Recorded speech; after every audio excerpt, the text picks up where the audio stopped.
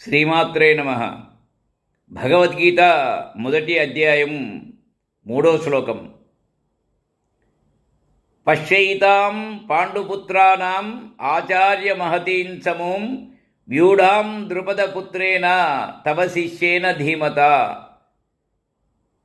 పశ్యైతాం పాండుపుత్రానాం ఆచార్య మహతీం సమూం వ్యూఢాం ద్రుపదపుత్రేణ తవ శిష్యేన ధీమత.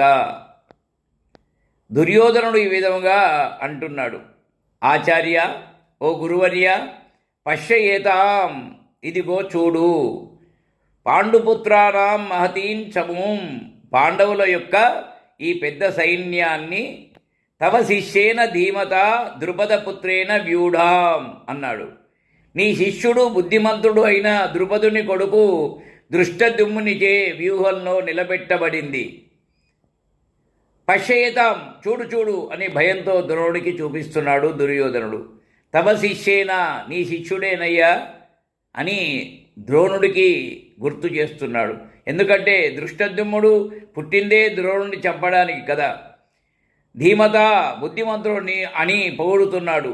శత్రువునే పొగడాల్సి వచ్చింది అంటే పాండవ సైన్యం ఎంత బలంగా ఉందో మనం అర్థం చేసుకోవచ్చు.